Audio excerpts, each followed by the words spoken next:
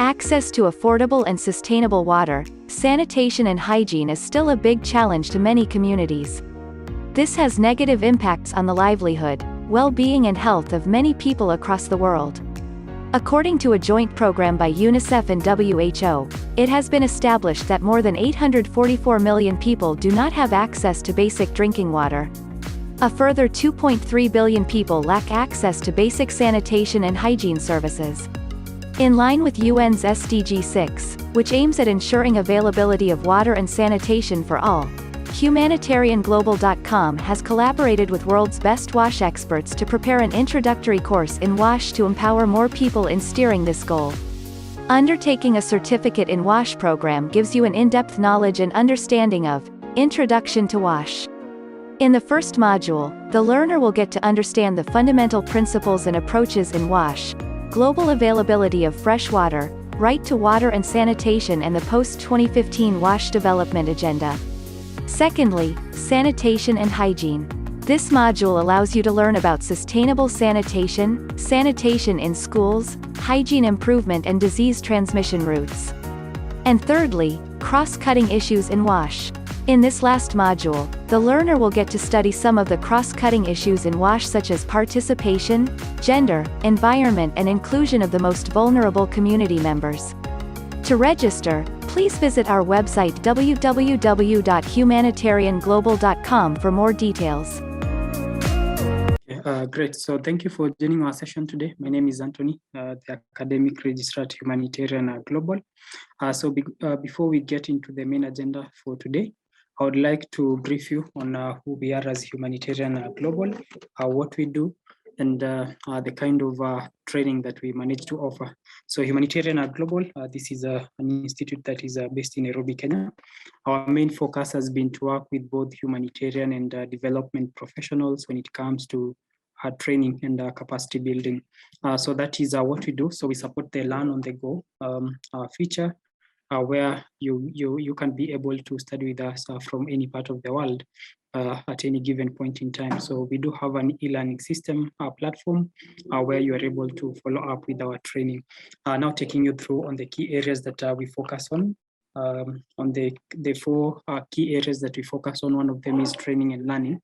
And this is a broad category that we do ensure that we can offer online courses and training programs. We also do organize for webinars, training workshops. So that means if you are here and maybe your team, your staff members, they need a capacity building program, you can always reach out to us, and then we're going to work with you in that regard.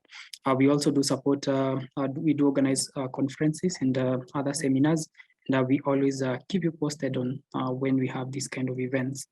We do also organize for team building activities to support capacity building, even from the outdoor point of view. So that is just an overview of what we manage to cover when it comes to training and learning. Secondly, because we work with a pool of experts, these are professionals who've been able to work in different areas such as WASH for a long period of time. So that means they have a lot to offer and also to support you in. So that means we can also work with you in the capacity of consultancy, or even seeking professional advice. So you can reach out to us, and then we're going to initiate that communication and setting up that connection for you to link up with these experts so that they can also help you in that front. Thirdly, we do promote and champion for humanitarian and development work, and how we manage to do so is through platforms. So we've got platforms such as the website, where you can share with us stories of what you do, and be it in the humanitarian space. We're going to share that within our network and also with our audience. Lastly, and not least of what we do manage to create and write very many blogs, and also come up with resources which are targeting to empower you and also to educate you as you continue with your day-to-day work as a profession in some of the areas that we managed to cover. We also have a discussion forum. This is a new feature, and I'll be sharing with you in a few how you can benefit from this forum. But before I do that, I would like just to mention to you some of the areas that we managed to cover. And one of these areas include monitoring, evaluation, accountability, and learning. We also do offer training and learning in water, sanitation, and hygiene, which is what we're going to focus on today. We also do train on disaster risk reduction and management, food security and nutrition in emergencies, procurement and supply chain management, human nutrition and dietetics, maternal, infant and young child nutrition, and some of other upcoming areas that we want to also take you through include public health, project planning and management, gender-based violence. We are definitely, as per now, we have the data analysis, especially using the SPSS. So that is also an area that we can take you through when it comes to training and learning.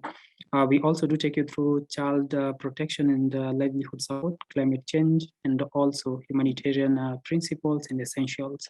So that is just a breakdown of some of the areas that we do tackle. And in case you're interested in a training in any of these areas, you can always reach out to our team, and we're going to further guide you on how you can enroll. So as I mentioned, we have a new feature, which is the discussion forum. And if you go to the website, we have a new tab for Humanitarian Global Community. So we came to realize that we can never tackle the session or maybe your inquiries within the timeline of the webinar session. So what we intend to do is to ensure that we can have another platform where we are going to be taking you through, responding to your questions. So once you click on that link, it's going to prompt you to sign up. So just click on sign up. Make sure that you can fill that simple form. You can go through the steps. And once you have an account, you're going to see that we have a forum for WASH participants. So this is a community that we are creating. We want you to be part of it because this is where we are going to be having this kind of discussion, and get to interact more with each other and also share, experiences from different countries and also organizations that we are working in. So that means we have a platform that is going to support further interactions and also engagement after the session. So I would urge you, as we continue to follow up with the session, make a point to register so that in case we even run out of time, maybe over answering your questions, you can post them there, and then we're going to respond to you.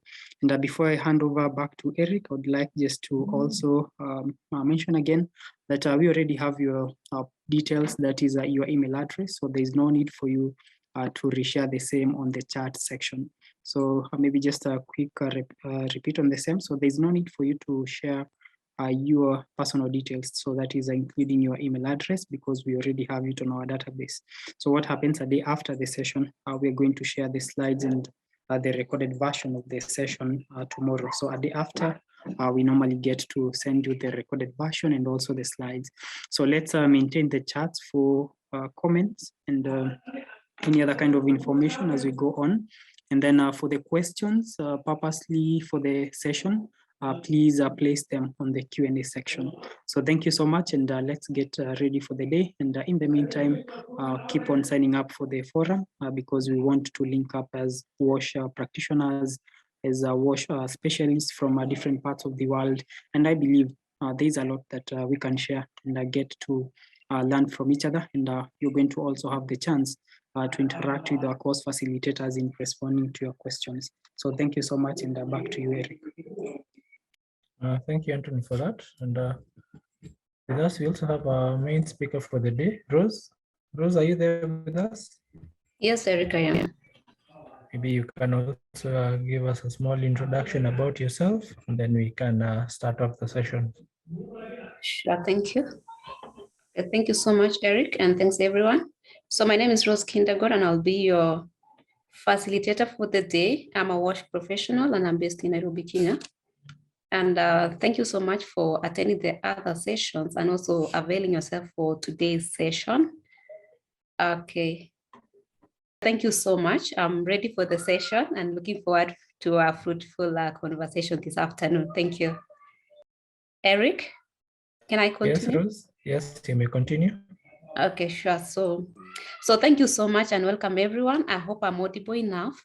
So I'm going, just give me a minute. I share my screen. Please let me know if you can see my screen. Yes, we can see your screen. Okay. Okay, thank you so much, everyone, for availing yourself to our session today. And today we're going to talk about WASH in schools, and we'll take more time talking about hygiene behavior change approaches. But before then, we'll look a bit of intro into WASH in schools and some of key things that we need to understand. Basically, we'll do a brief intro into WASH in schools. We'll also talk about the need for WASH in schools, looking into some of the projects and evidence to show the need for WASH in schools. We'll also talk about the standards that have been provided by JMP that regarding WASH in schools. And then lastly, we'll talk a bit more on hygiene behavior change approaches that target specifically children and schools. Okay, so WASH in schools is a critical component really in WASH, and that focusing on children is really a key issue, and it promotes a conducive environment for children while at school. It's known that children spend quality time and a lot of time in school. It's like a whole day in school, maybe from 8 to 5 p.m. And you realize that children spend time in school like for a week, or even let's say between 5 or 6 days per week. So they spend most of their times in school. And the need for WASH in school is really critical because children spend time in school, and then the environment that they live in also is that they live in a densely populated environment, because you find, for instance, like primary schools, you find there's a lot of children in school, and most of these children sometimes are very vulnerable because they are a young age.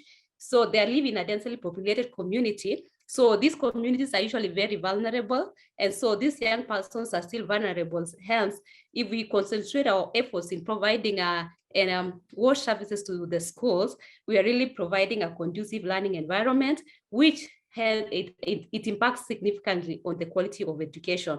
So the need for WASH in schools is really key. And so providing adequate water and sanitation and services ensures that the schools provide a safe and clean environment for the young children. So why do we need to talk about WASH in schools? Why the need for WASH in schools? There are many reasons why we need to invest in WASH in schools. And the first reason really, and the key thing, is about health and educational issues. There have been studies that have shown that providing WASH in schools impacts on the health, and it also impacts on the education of the children. The first one is about worm infestation. When young children are invested with worms, if they have worm infestation, it impairs their physical development, and also it reduces their cognitive development. What we mean here is that children are not able to concentrate in class if their cognitive development is affected, because it's affected when they have they're not in good health. So worm infestation has been an issue, and worm infestation comes in if there are no good maybe sanitation facilities, or there are no good WASH services in school environment. Another key thing is about WASH-related diseases. So when children are affected by WASH-related diseases like diarrhea, maybe dysentery, and all other maybe dysentery, maybe typhoid, all this lead to what we call absenteeism in school. So WASH contributes so much in that when children are affected by site diseases, they cause them maybe to be absent in school. Therefore, when we improve WASH in schools, there is increase in school enrollment and retention rates in schools. There's also been shown that there's increased performances in class. Let's look at some of the examples about some of the studies and projects that have been done all over the world to show the need for WASH in schools. And the studies that I've highlighted, these are just a few of them. There are quite a number of studies that have been done in many countries in the world to show the need for WASH in schools. And so these studies that have been done are focusing on hand washing with soap. So the first one is a study that was done in China. So this study, it was a randomized controlled trial, which was evaluating the effect of hand washing program among Chinese primary schools. And what they found is that there was 54% reduction in absenteeism by expanding hand washing programs and providing soap in target schools in China. So that is the first one. So the second one, it's a study that was done in Egypt. So this one was looking at the effects of hand hygiene campaigns on incidence of laboratory confirmed influenza and absenteeism in school children in Cairo. So this study found that there was 40% reduction in absenteeism through twice daily hand washing in 30 primary schools in Cairo, Egypt. So the third one was a study that was done in Kenya. So this study that was done in Kenya looked at it was looking at the impact of school-based safe water and hygiene program on knowledge and practices of students and their parents in a province in Kenya. So this study found that there was 35% reduction in absenteeism through hand washing and safe water interventions. The other one was a study that was done in the Philippines. So in this study, it was found, it was a study, it was a survey, really, it was a longitudinal survey that was done to assess the health impacts of an integrated school health program in the Philippines. And it was looking more on the approach of using the Fit for School health. So this study found that there was 27% reduction in absenteeism through daily hand washing, deworming, and oral hygiene in children. The last study, the last study was a study that was done in Colombia. So this study was looking at hand washing among school children in Colombia. So this study found that there was 20% reduction in absenteeism among children who are reporting proper hand washing practices in Colombia. So these studies were just looking specifically at one aspect, which was hand washing with soap. So this shows that it has a great providing hand washing with soap among school-going children. There was 54% reduction in absenteeism. So this shows us that there's really need for WASH in schools. So this aspect of hand washing, there are other aspects of WASH in schools that we'll look at as we continue. But these examples, it shows us the importance of having hand washing with soap, or let's say of having comprehensive WASH in schools project. Let's look at other issues of the need for WASH in schools. Another issue is what we call this agenda issue. So agenda issue is we're looking mostly at the girl child. So in our societies that we live in, let me give an example of our African societies. Usually the women and the girls are usually charged with the responsibility of collecting water. So whether it's mostly at home, so it's usually the girls and the women who usually are just the ones who are supposed to be fetching water. So you find most of the time, even when children are at home, usually the girl child who's supposed to be going out to do some of the household chores, including fetching water. And you find it has been found that girls sometimes miss school because they are usually having so many responsibilities at home. And one of the key responsibilities that women or the girls are given is on collecting water for the households. And this has been shown to affect them as in terms of their schooling or in terms of attending classes. Another issue, why we say that it's a gender issue, is on the access to proper sanitation facilities for girls, particularly during menstruation. It has been shown that in schools that do not provide sanitation facilities for which are segregated for the girls, or it could be that the sanitation facilities are available, but they're not in good conditions. You find that these have made girls not attend schools during menstruation. So these two issues that I'm raising, there may be others, but this really shows the need for WASH in schools. I've given a few examples. There are many examples that have been done and even projects that have been done all over the world, but I'm just going to highlight some of them for our session today. So UNESCO, a report by UNESCO in 2014 showed that 1 in 10 girls in sub-Saharan Africa miss school during their menstruation. There's a study that was done by UNICEF in 2008 that in Pakistan, which they found that more than 50% of girls were dropping out of school because the schools did not have latrines. Another assessment that was done by in 2002 in Tajikistan, it showed that most of the girls chose not to attend schools during their periods at all. And the reason that they were giving is that there were no facilities that were availed in the school. There's a study also that was done in Kenya in 2008. It was by UNICEF and IRC, and they found that girls attended schools, or there was an increase in attendance in school where the school provided a hand washing, and on there the school was providing also good toilets, and they were in use.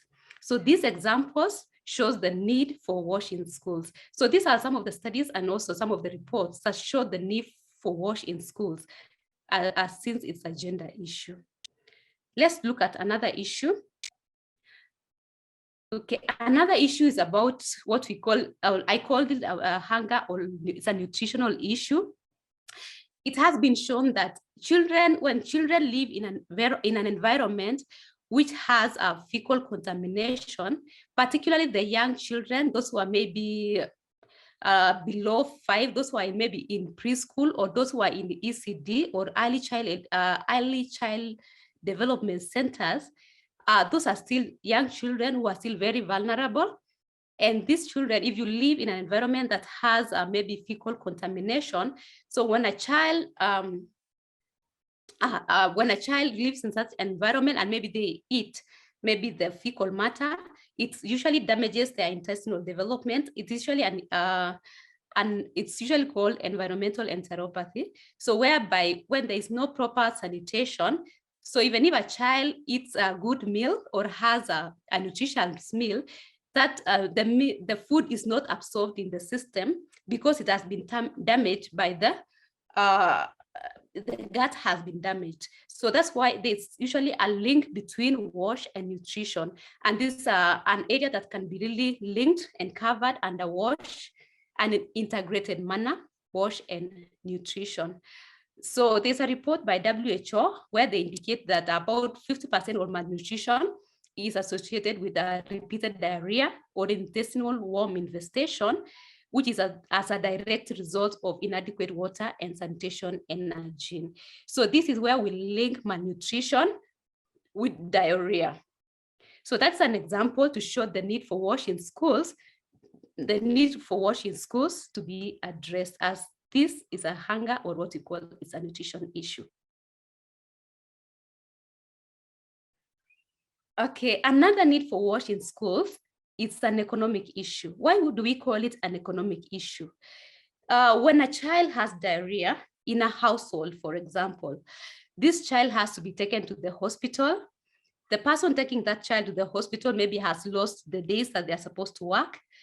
When you take a child to the facility, you still need money or transport, maybe to and fro. And also when you get to the hospital, maybe you need medical expenses. So treating diarrhea in a household is also costly. And so it affects the economy and productivity even in the household. So let's say, for example, if a mother was working, it means those number of hours that she has lost, she's not working. And maybe the income that she had for the day, it means that income is lost. And maybe the money or the disposable income that was in the household will have to be spent maybe visiting a health facility. So the need for WASH is still affected. So that's why we call it an economic issue. Another need for WASH in schools is what we call lifelong investment. When we invest in WASH, we're investing in a lifelong positive skill development, or sometimes what we call generational investments. When you invest in children when they're still young, they're likely to practice those behaviors in the future. So it's a skill that you're investing, and it can help them even in the future. If a child is very young, we are told that children usually take in they form new habits when they are very young, and they take the skills that are impacted on them. So if a child is impacted when they're young, they're likely to continue with such practices in the future. So it is a lifelong investment. And when we are investing in positive skills. Another aspect is that children have been known that they act as change of agents in their communities. So children are likely to influence good hygiene behavior practices in their homes. They're likely to influence good hygiene practices among family members and also within the wider community. So these are some of the reasons why we need to invest in WASH in schools. So let's ask ourselves, now that we have seen that the need for WASH is really key in the schools. So let's ask ourselves, are we meeting the need for WASH in schools? So the global estimates from WHO and UNICEF say that 1 in 4 primary schools has no drinking water, and that in every 3 schools is 1 that has no place for students to wash hands, and that in 5 schools, 1 primary school has no toilet. So these are just global estimates, and this estimates, we say that they are estimates because usually there are countries that their data, they don't have data. So these are estimates globally. Now, if we have such estimates in a global perspective, maybe whichever country you are representing today, maybe you can need to ask yourself, what are your country statistics as regards WASH in schools? In your country, maybe if you're in Somalia, maybe if you're from Kenya, maybe if you're from Afghanistan, maybe you're from Cameroon or Uganda, maybe what are your country statistics specifically that show WASH in schools indicators? Another question that we need, that can trigger our minds also, is that, do we have sufficient data? Do we have data from our countries that show us the indicators for WASH in schools? Can we say maybe in your country, among 10 schools, for example, how many could be having maybe a certain percentage of drinking water? How many schools have access to wash hands, or how many schools has maybe a certain number of toilets? So these are just questions that will trigger our minds, that even as we are talking about WASH in schools, are we really meeting the need for WASH in schools for our children? So those are just questions that will trigger your mind, even as you implement WASH in schools. Are we really meeting the standards for WASH in our schools? So if we are meeting or not meeting the need for WASH in schools, what are we doing about it? So just globally, let me just talk about from a global perspective. WASH in schools is something that the world is thinking about. Why do I say that the world is thinking about it? Is that the world is thinking about WASH in schools because WASH in schools has been included as part of the SDGs. So in SDG 4 talks about education, and SDG 6 is what they talk about the WASH. So including WASH in schools as part of the SDG tells us that the world is thinking about WASH in schools. So as it's thinking about WASH in schools and being included in the SDGs means that it is recognizing the importance of these components for a safe, non-violent, and inclusive and effective learning environment for our children.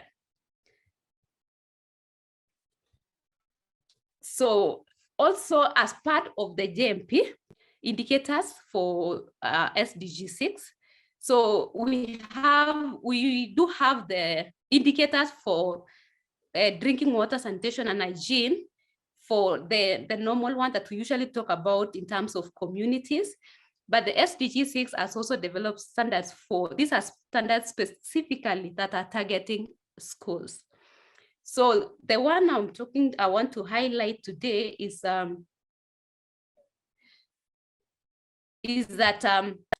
initially, let me just say, initially we had only 3 levels. Initially we had no service, limited, and basic services.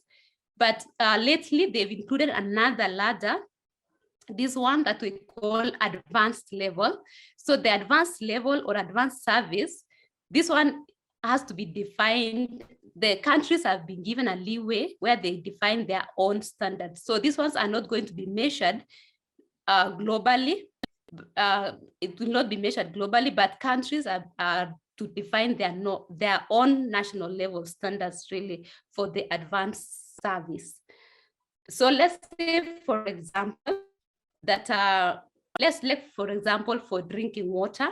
So when a country or for this for schools, so when a school has no water source or uses an improved source of water, their level will still be under no service. This means that the school has no source of water at all, or they use an improved source. An improved source are those sources that are still unprotected, or they use service water. When a school has moves to a limited source, for example, it means they have an improved source of water. An improved source of water is where they use a piped water, or they have a well or a protected spring, or they use mostly what we call a rainwater systems.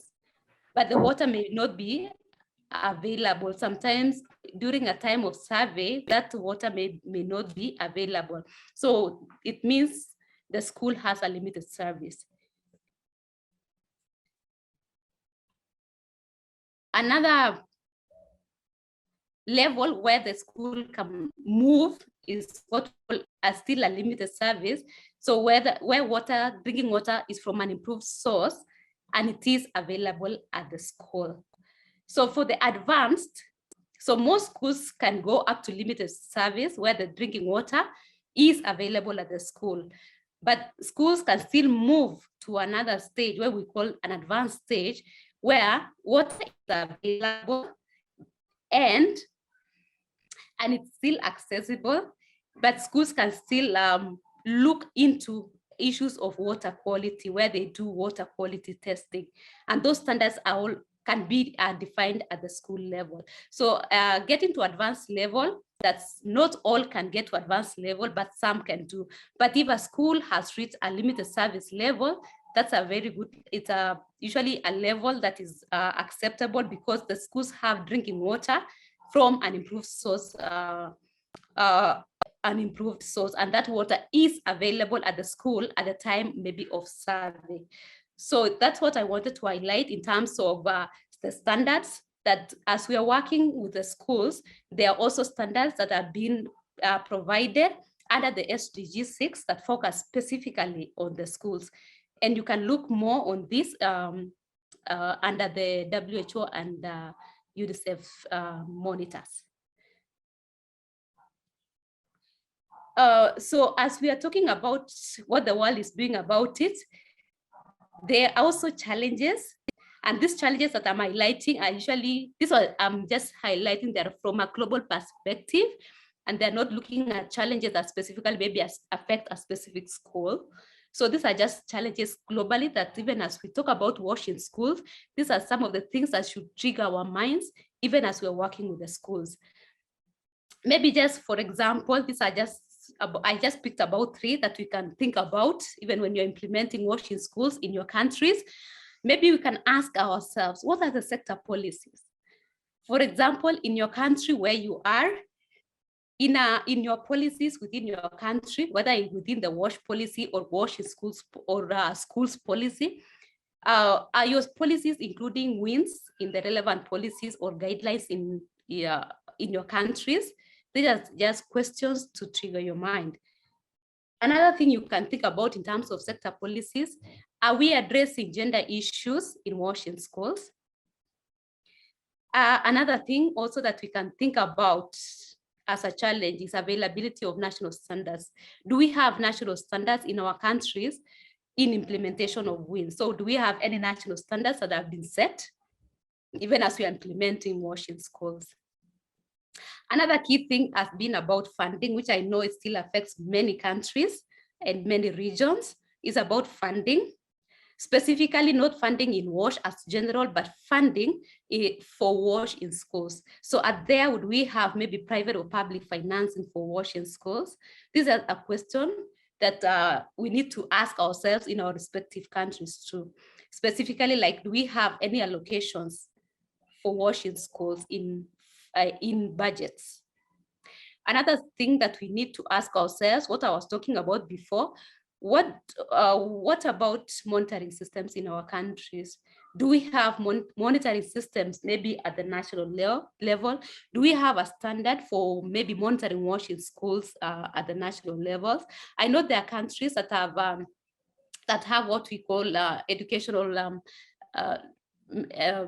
maybe a management system, an MIS system for education. Maybe do we have sites that maybe it can incorporate where it's collecting data also that's targeting WASH in schools?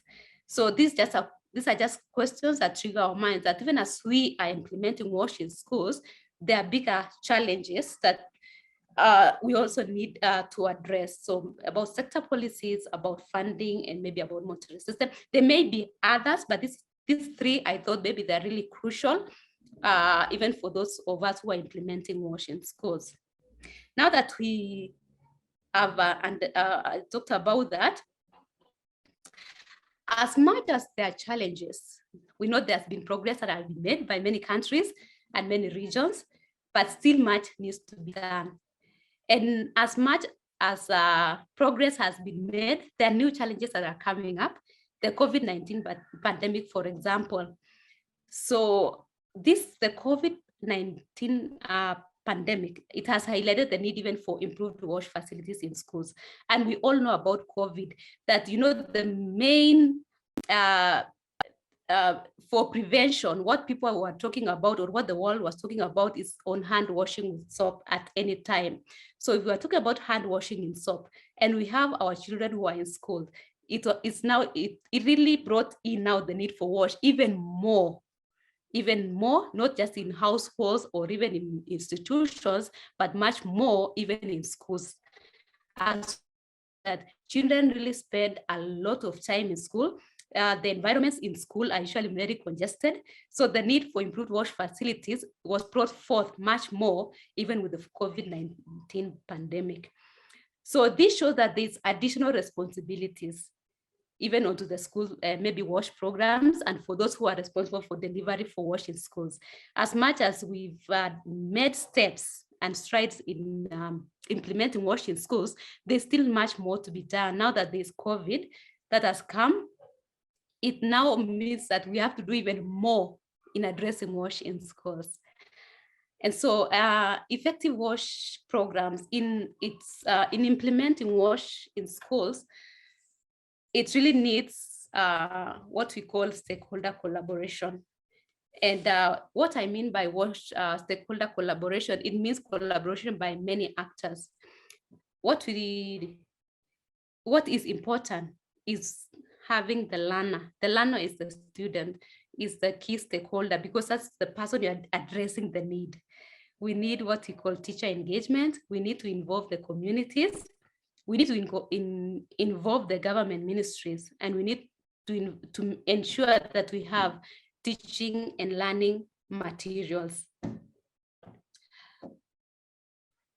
Having all this, or having what we involving all stakeholders, has shown to increase what we call sustainability.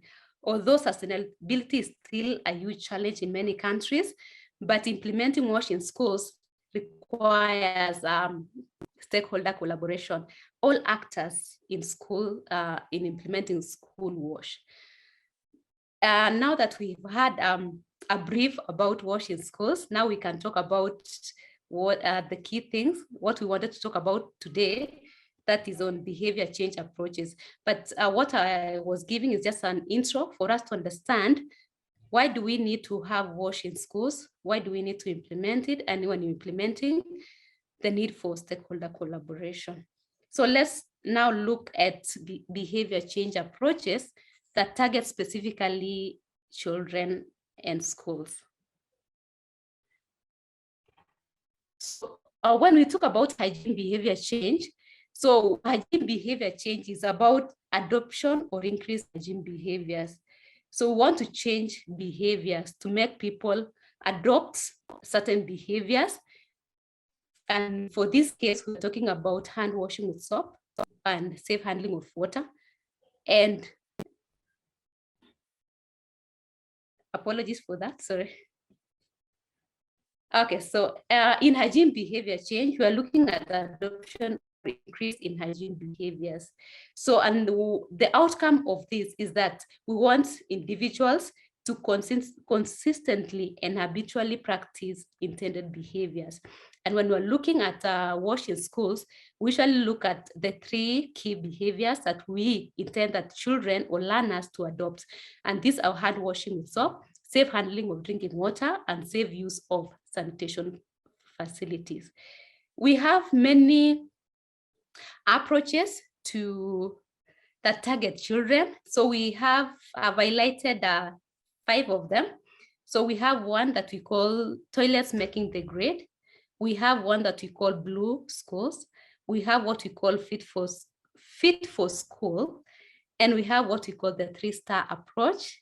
We have what we call children hygiene and sanitation training. So these approaches have been tested and have been implemented in many parts of the world and in many countries, and have been shown to be effective in the changing behaviors and helping children adopt good behaviors. So for our session today, because we don't have a lot of time, I'll focus on 2 behavior change approaches. And today we'll talk about the 3-star approach and we'll talk about the toilets making the grade. So the first one that we talk about, it is a common one. Why I chose this, the 3-star approach to talk about it, because it's an approach that has been tested and it has been implemented, I think, globally in many countries, and it has been shown to be very effective in improving behavior change among school-going children and also within the school community. So let's talk briefly about the 3-star approach. So the 3-star approach was developed around 2013 and it was developed by GIZ and UNICEF. So this approach, it encourages children and the schools to take simple steps. So it looks at taking steps incrementally. Incrementally means you move from one step to another. So it encourages schools and children to take simple steps in terms of hygiene practices. So the hygiene practices that it focuses on is on hand washing with soap, access to drinking water, and provision of clean, gender segregated and child-friendly latrines in schools. The approach, it uses what we call simple, scalable, and sustainable, which is a guiding concept.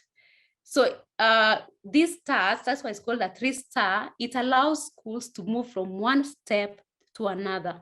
So the 3-star means you move from 1 star to 2 stars and to the 3 stars. So when you're a 3-star, it means that you're a school that it has reached the national standards. So it enables schools and maybe the school community to move incrementally from one step to another. So schools improve their hygiene and sanitation practices in an incremental manner. So this is how it works. So it's a global approach and it has been implemented in many countries. So this is what we call the stars, and countries or schools improve their hygiene practices to ensure that they move up the star levels. So when your school, it begins here, where we call a no-star school. So before you implement this approach, you have to do an assessment so that you understand at what level is your school in. So it could be maybe a no-star school, but you need to do an assessment first to identify where your school starts. So let's say, for example, we begin like a school has a no-star school. So a no-star school means it has no hygiene promotion programs in the school, and the school may or may not have wash infrastructure. So the school, for example, don't have a hygiene promotion program. It may not have maybe sanitation facilities, or it may not have a water supply within the school. So they fall within a no-star school. So this one, the second point here, may or may not have. So for example, the school may have sanitation facilities, but the facilities maybe they are not segregated. So they still fall within the no-star school. So if for the school to move from no star to 1-star school, so these are the requirements for any school to fall within the the 1-star school. So this for the 1-star school means the school has daily routines to promote healthy habits. So for example, the school should have daily supervised hand washing. It has a daily cleaning of latrines, and it ensures that children use clean water, or they use drinking water bottles by all children. So if these are implemented within your school, it means you fall within a 1-star school. But most of the time, when assessments are done, you find that most schools usually fall within the no-star school. So they make incremental changes so that they may ensure that they move to 1-star school. At times, you find after an assessment, the school maybe begins from this level of 1-star. So it means to make incremental changes so that they can move to a 2-star school. So this is what we call incremental improvements. So for a 2-star school, these are the activities that happen in that school. Let me just pick an example here. It means in terms of sanitation. So in a 2-star school, they have improved sanitation facilities, and that the facilities are also menstrual hygiene management. It means the schools have gender segregated latrines. It means sanitation facilities are cleaned and they are daily supervised cleaning, and that they are used by all users. So this falls under 2-star schools. We'll look at examples of countries that have implemented this approach so that we understand it more. So a school now to move to a 3-star schools, it means the national standards. So implementing a 3-star approach, it means the country has set standards. So every country will have standards. They're usually different, and we'll look at 2 countries, how they came up with their standards. So the 3-star approach, if you've reached a 3-star level, it means that your school has met the national standards. So you find the standards maybe in Uganda are different from the standards maybe in Colombia or in the Philippines, but the national level, they set their own standards. So if a school meets that standards, it means that school has reached a 3-star level. So here, that's why we talk about school facilities and systems upgraded to meet the national standards. So for us to understand this 3-star approach, we'll look at 2 examples. So the examples, there are many, as I indicated earlier, there are many countries that have implemented the TSA, and I will talk about 2 countries. So I'll pick one country from Africa, that's Uganda, and one country in the Asia, that is the Philippines. Okay, so in Uganda, the 3-star approach, so I picked an example of GIZ. So they implemented this 3-star approach in collaboration with Sanitation for Millions project and other partners. So there are many partners that were implementing this project. And so for Uganda, so these are standards that were agreed upon in the national standards for Uganda. This is for washing schools. So for Uganda, so they are in water supply. So if a school, in a school where children bring drinking water from home, maybe because the school does not have access to safe water, or the school maybe uses unimproved sources. So if children are bringing, specifically for drinking water, so that school will fall at 1-star. A school that they access water from an improved source, and the school uses some form of water treatment, maybe they use aqua taps, or they boil, so, or any other source of any form of water treatment, that school falls under 2-star. A school will only fall under, or they reach the 3-star level if the quantity of treated water per day is sufficient for all learners and staff. So this one also, for the quantity or the sufficient, it is the school is the one to decide, or the national level decides, for example, how much water should be available for learners. There are, for example, this is just an example, maybe they would decide like every child should access maybe 1 liter or 1.5 liters per day for drinking. Maybe that would be the national standard. But if that quantity is sufficient, so it means the school has reached a 3-star level. So these are the standards that was set for Uganda under water supply. Let's look at sanitation, how they decided for a school maybe to move from 1-star level to another. So if a school has maybe 1 usable toilet for girls and 1 usable toilet for boys, they fell under 1 star, or they fall under 1 star. And this toilet under sense of open defecation, so that school falls under 1 star.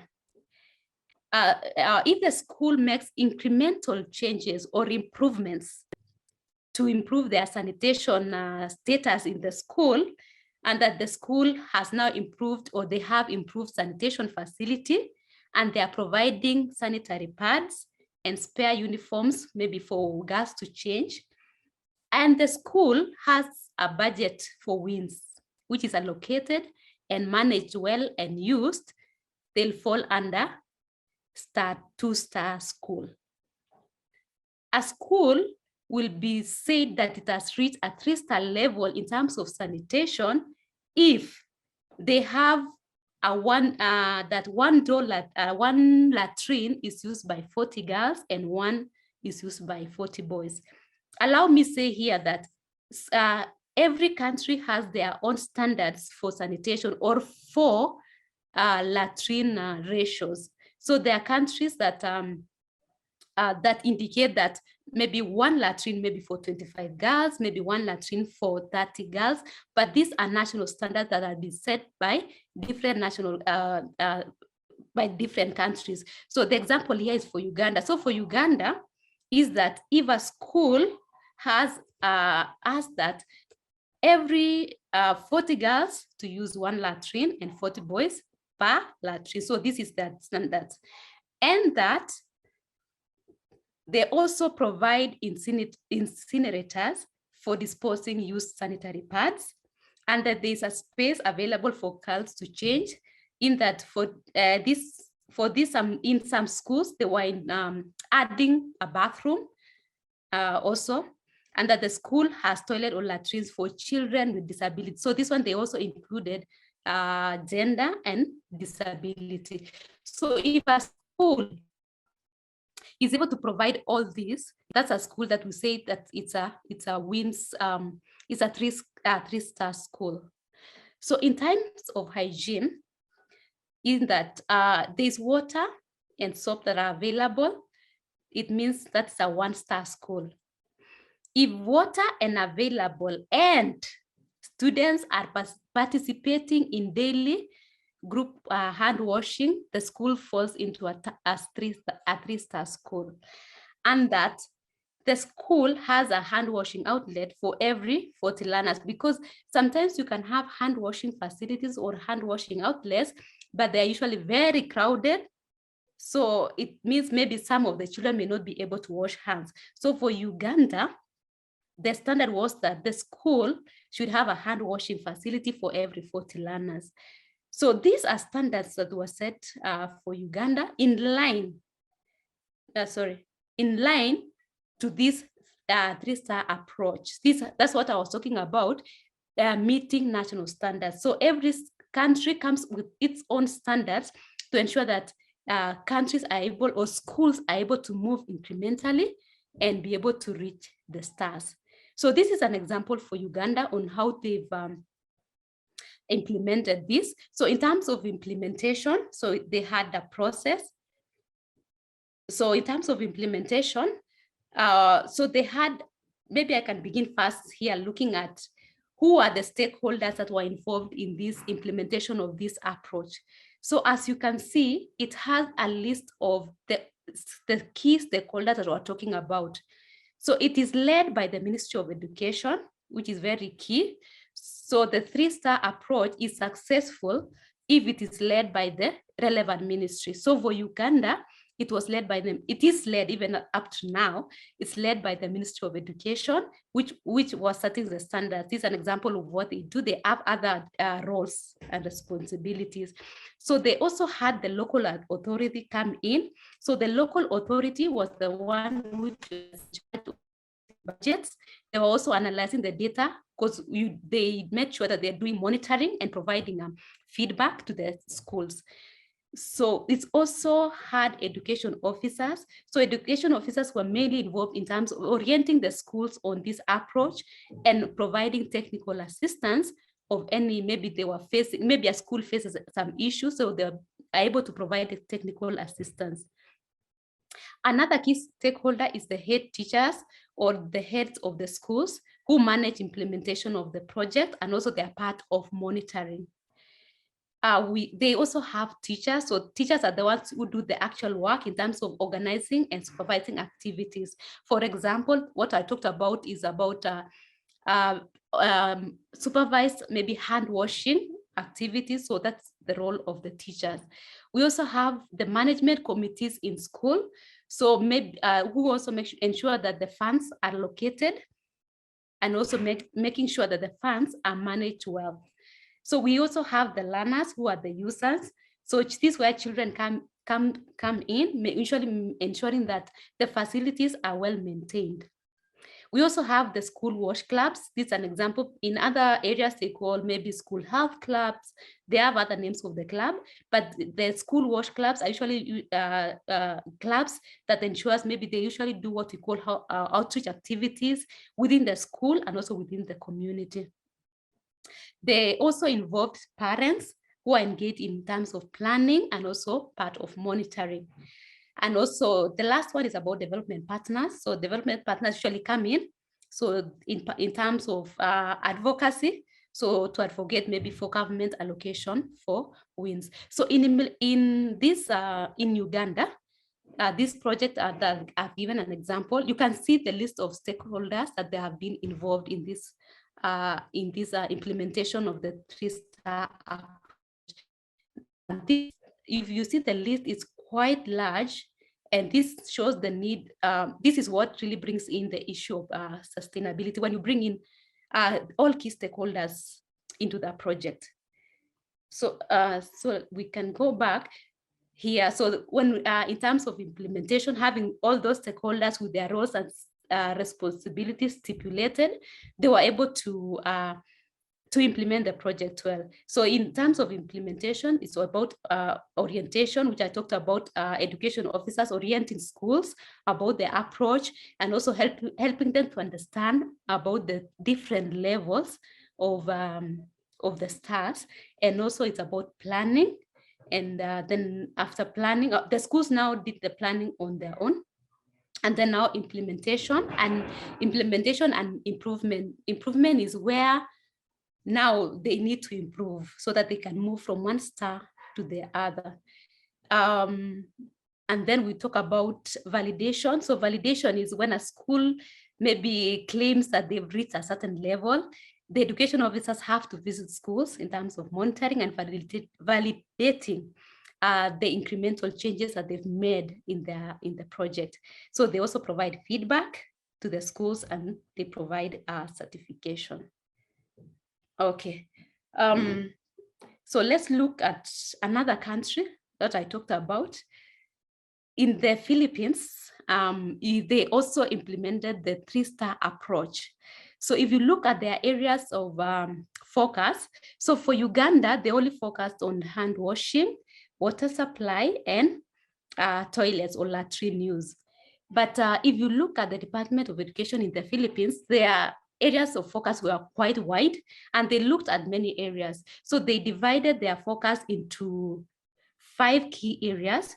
So in terms of hygiene, they looked at hand washing, they looked at toothbrushing, and they looked at menstrual hygiene management. In terms of sanitation, they looked at toilets, they looked at waste management, and they also included food safety. And then they had a component of water supply. They also included a component of deworming and also health education. So this is how the government of the Philippines looked at the 3-star approach, and they enlarged their area of focus. So for today, let's look at, I just highlight a few. So this is how they did theirs. So for drinking water, so if a school is at a 1-star, if children want, and if safe water is not provided in the school, and children are required to bring water, their own drinking water, so such a school is classified as a 1-star school. A school was classified as is classified as a 2-star school if safe drinking water is provided by the school, but the supply is not regular. So sometimes you may find that safe water is provided, but water may be available like 3 times a week. So that one is a 2-star school. A school was classified or is classified as a 3-star school if safe drinking water is provided for free for all children at all times. So this is the criteria that the Ministry of or the Department of Education agreed upon in terms of if we have to grade schools using the 3-star approach. This is their indicators that they came up with. This in terms of water.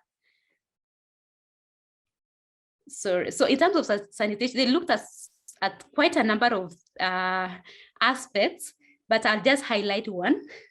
So I'll just talk about the toilet ratio to the students. This is how they looked at it. So these are other ones, you can look at it later when you study the slides.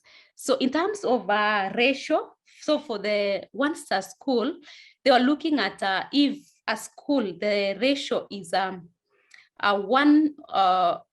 the toilet seat ratio is 1 or 1 students or higher, and they have at least 2 functional, so, and they are gender segregated, that school falls under a 1-star school. So that is a 1-star school. But if a school, the toilet seat ratio was 51 to 100, it means that's a school that falls within the 2-star level. And if a school falls under a 3-star level, it means that school has functional pupil to toilet seat ratio by gender. That's maybe by gender means 50 students. So 50 girls using 50 students or 50 students using 1 toilet, but maybe for boys, and 50 students using 1 toilet for girls. So as I talked about later, like for Uganda, they were looking at 40, but for the Philippines, they're looking at 50. So these standards, it is their national standard. So it depends on the standards that the country decides on. So that's how they would classify. So for the Philippines, their ratio, their ideal is 1 to 50. So the other aspects, you can look at it later. So that is for sanitation. So for hygiene, let me just talk about hand washing, about the daily supervised group hand washing. So a 1-star school means that they had only, or they have only, the group hand washing is led by teachers.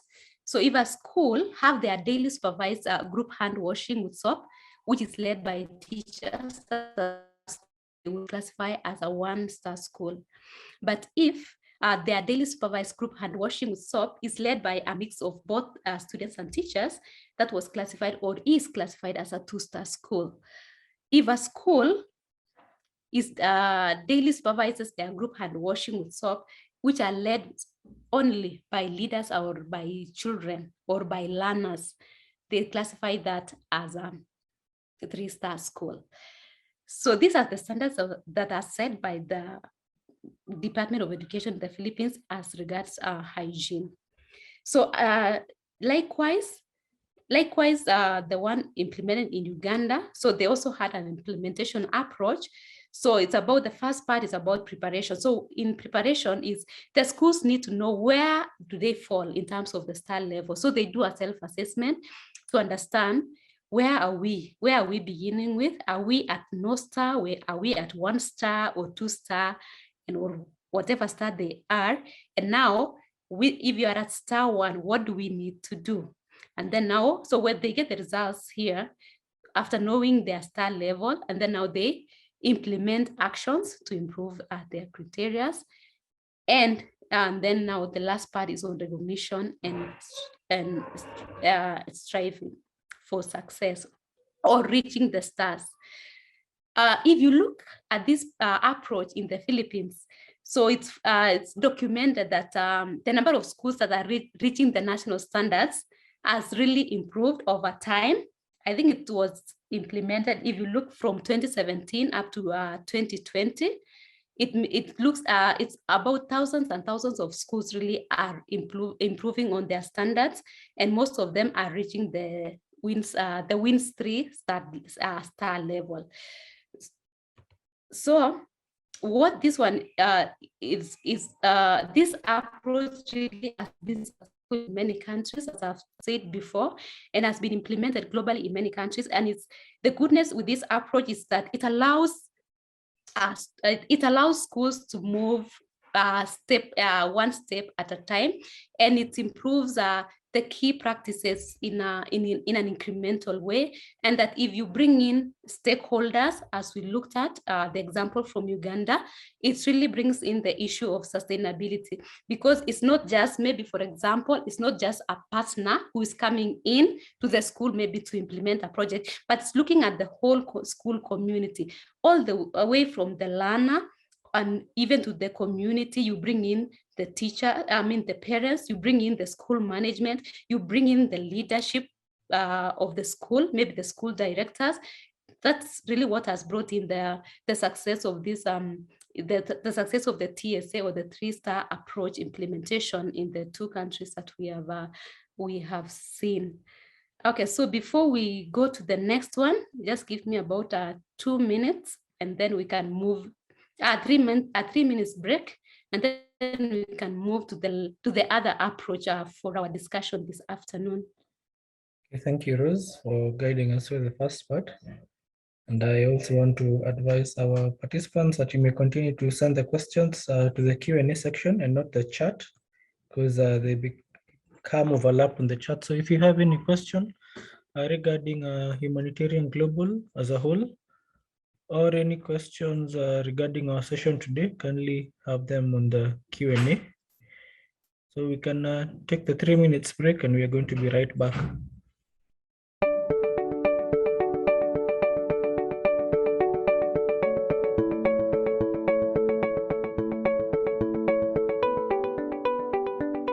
According to United Nations, it has been established that 1 in 3 people do not have access to safe drinking water, 2 out of 5 people do not have a basic hand-washing facility with soap and water, and more than 673 million people still practice open defecation. These statistics are worrying, and the continued increase of unsafe hygiene practices are a health hazard to many people across the globe. Thus, effective and sustainable interventions are needed to reduce spread of such diseases, which will alleviate human suffering and ultimately save lives. When more people such as local emergency response workers develop a good understanding of water, sanitation and hygiene strategies, more lives will be saved. To help in these efforts, HumanitarianGlobal.com has worked with world's best WASH specialists to develop a comprehensive online diploma program in WASH that will help participants to acquire enhanced knowledge and expertise in water quality issues. In this module, you will get introduced to water quality issues and learn more about water safety plans, water treatment and water quality surveillance and testing. Secondly, sanitation. In the second module, get to learn about sanitation in schools and emergencies, sustainable sanitation and how sanitation links to health, nutrition, agriculture and food security. Thirdly, hygiene and disease transmission. In the third module, you will learn more about hygiene improvement, disease transmission routes and the F-diagram and hygiene perspectives at both household and community levels. And fourthly, hygiene types. In the last module, you will get to learn more about hygiene types such as personal, environmental, domestic and food hygiene types. Apply for this course today by visiting our website www.humanitarianglobal.com for more details. Hi, Rose, are you there with us? Yes, I am. Let me try and share my screen again. I don't know if my screen is still. Yeah, I can see it now. Okay, sure. Okay, thank you so much and welcome back. So let's look at the other approach, which is it's a quite interesting. It's called the toilets making the grade. And this is, okay, so toilets making the grade. Okay, it was developed by an organization called German Toilet Organization, or GTO. And it's sort of a methodology or a competition. So it brings school actors to improve their school and sanitation status. And the good thing with this approach is that it enables schools to improve their status with minimal external input. So it's a form of competition. So it's a form of competition between the schools, and it brings in an aspect of teamwork, where the teamwork it brings in the management, the administration, the parents, as well as the learners, or maybe in schools that have maintenance staff, so that they can bring in the best in improving the status of their schools. So schools participate in this toilets making the grade. It's a form of a competition, and I can explain how it works.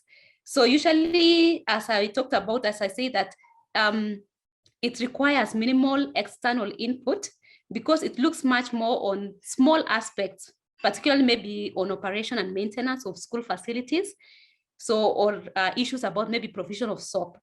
So it acts as a catalyzer. It catalyzes schools, or it motivates schools to incrementally improve their WASH status towards national standards. Okay, this approach of TMG, it also links to the TSA. And this approach, it has been implemented in a few countries. So today I'll focus in one country. So apologies, again, I'll be focusing on Uganda, because it is an approach that was implemented it has been implemented in Uganda. So I'll only talk about one country. So it has been implemented in Uganda, and also in other countries like Pakistan. So, but today for our session, we'll focus on Uganda. So the way this approach works, it has steps that it goes through for you to be able to reach, reach to that level of like you are winning as a school. So the way the approach works is that the first step, you need to have a team. As we talked about, you need to bring people together who are able to steer this approach to success. So the team, usually it has, make sure that it has learners.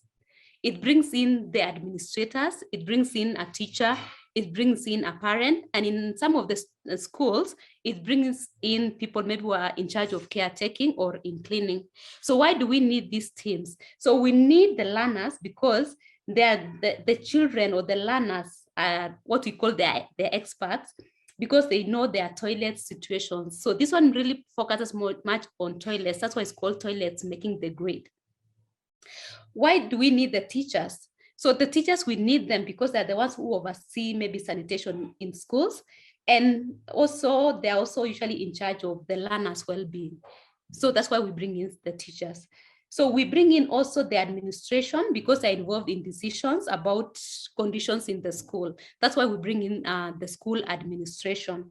We also bring in the parents, because the parents are also concerned about the health and the well-being of their children. So that's why it needs a teamwork. So when this team is formed, so each school should, so it goes to a competition. So every school needs to come up with a team who is going to ensure that they are able to make changes in their sanitation within the school. So that is the team. So the team has to be a well-formed team. So the next step, so after team formation, now they have to recognize what is the problem. with their sanitation issues in the school or with the toilets in the school. So the team, when they come together, the next step that they go through is they need to recognize and understand the problems. So for them now to recognize and understand the problems, they go through what we call, they carry out what we call the 4 senses inspection. So the 4 senses, it is the 4 senses of a human being. So it is the hearing sense, the touch, the see, and the smell. So let's say, for example, for us to understand this point, let's say, for example, so the team maybe has gone to a school toilet, for example. So maybe when they go into a school ablution block or a toilet for the boys, let's take an example for us to understand how they carry out the 4 senses. So when they go to a boys ablution, so you find for them to smell, maybe there's a smell, for them to know there's a smell, maybe there's a smell of urine. For them to use the other sense, for example, the hearing sense, that is, what do they hear? So hearing, for example, so like they can hear maybe there's dripping water. So for them to know that's where the problem is. So they use their ears. So they also use their touch, for example, maybe to know about the materials that have been used, maybe in the latrine, maybe in the construction of latrine, or on the surfaces, for example. So they use the touch to understand maybe the robustness of materials. So they also use what we call this to see. They use their eyes. So if you want to see, like, or maybe the condition of the mirrors, maybe the condition of the walls, the condition of the doors, maybe there are locks that are missing. So they use the 4 senses to understand, to recognize and understand a problem. So in recognizing and understanding the problem, so they come, after now understanding the problem, they come down and sit and analyze every problem that they've seen. So for example, maybe they've recognized a problem, for example, that the problem that is prevalent in a boys' latrine, maybe there's smell of urine, for example, or the urinals, for example, maybe the urinals are smelling. So what could be the reason for the problem? It could be, maybe one of the reasons is that maybe the learners or the children use the urinal and maybe they do not flush, or there is no water maybe to flush. Or could be, or the system for flushing, maybe it is broken. Or it could be maybe the drainage maybe is blocked. They come now and analyze that problem. So maybe I now understand, and maybe what could be the reason for that problem, for example. It could be another reason, it could be the reason, the root cause, for example. It could be maybe the children or the learners have no knowledge of importance of maybe having a function or flushing the toilet. Or it could be there's no budget allocation. Maybe there's no budget that has been allocated for maybe to do the repairs. Or it could be, for example, maybe the teachers are not maybe doing monitoring activities. So when this team that has been formed, so they meet after recognize the problem, then try and understand the problem. So after understanding the problem, they come up with solutions. So they now come up with solutions to improve the situation that they have found. So they maybe one way of improving, or maybe making a place more beautiful. So maybe they make sure that the facilities are easy to use, maybe they're easy or pleasant to use. They also maybe look into raising awareness. This is about knowledge and making sure that the learners use the facilities with care. And also they look in terms of organization, looking at, are there maybe routines maybe for cleaning? Are there standards? Maybe are there schedules, or are there resources needs to keep the facilities functional? So after they've come up with the solutions, now it's about implementations. So it's now about the team and on how to improve activities. So maybe if the issue is on maybe repairs, now they look, they are now present maybe the issue about maybe repairs, maybe to the school administration, so that maybe they provide and work maybe with the caretaker, for example, to ensure that the locks maybe they are fixed, And maybe if there are any repairs to be done by the school, they make sure that the repairs have been done. So the team is the small team that is formed is to look into issues within the facilities, and also they make sure that they have been informed the relevant teams to make sure that they have been rectified. And also about, for example, maybe the teachers, maybe they're not monitoring the status of the latrine, so they also report to the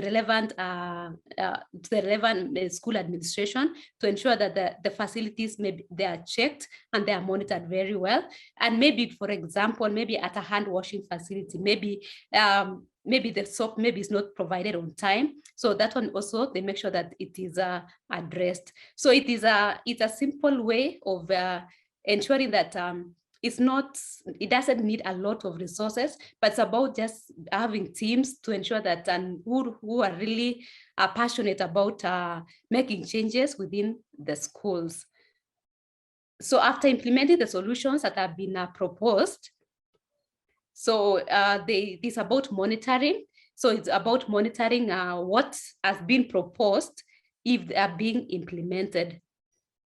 So the monitoring is usually a good way also where you link it with what we're talking about, the 3-star approach. So they're also making sure that whatever they're implementing, they're also in line with the standards. And then after, so because I talked about this approach is more of a competition, so the way they implement it, it's between many schools. So a school that really performs very well, at the end of it, they are usually assessed and also given an award.